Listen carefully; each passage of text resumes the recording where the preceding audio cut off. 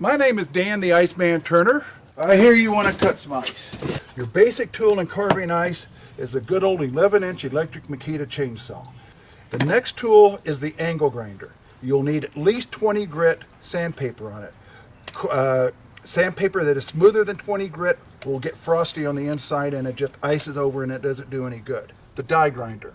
They come in a standard 1/4 inch bit, and you can also get bigger ones with a 1/2 inch. And with the 3 of these, you should be able to get just about any ice carving, any simple ice carving done. All right. Now, for more complicated pieces, you might need things like my good old 1/2 inch hammer drill. I use this with a wood bit to put holes through ice for booze luges. The irons are for heating up pieces of sheet aluminum to flatten the ice out. You freeze one side with liquid CO2 out of a tank. You get the other side flat and wet, stick them together, and it's better than super glue. One other tool that doesn't cost much money is a good old pruning saw. Ice tongs.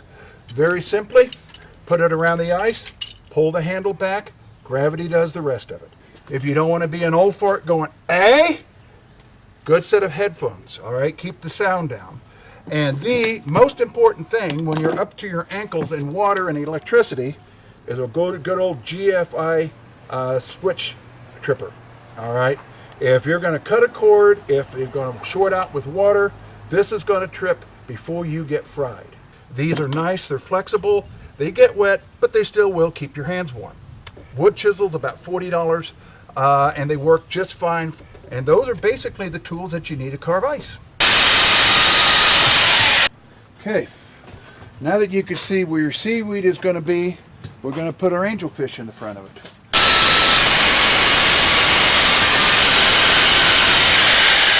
Now those may look just a little funny, but by the time we get them shaped in and other things will be fine.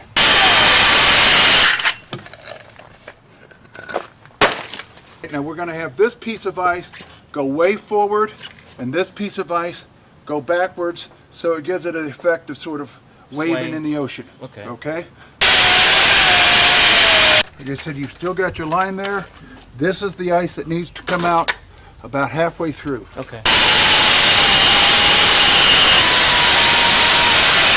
A 6-prong ice pick is just something you get at the ice house and just chip.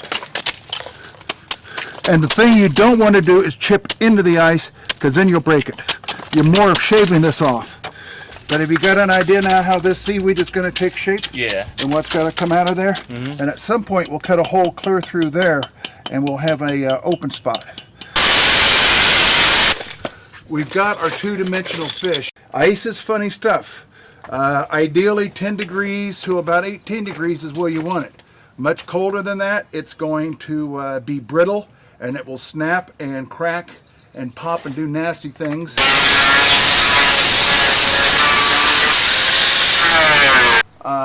This can be brought forward a little more, okay? Okay. And just basically put a little life to it. Okay.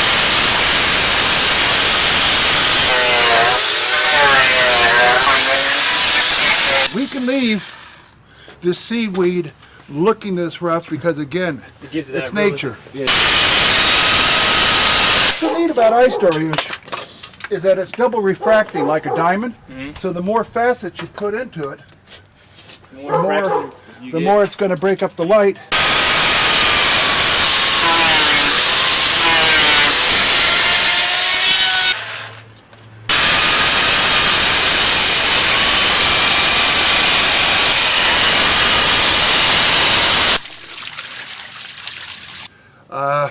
He's finished.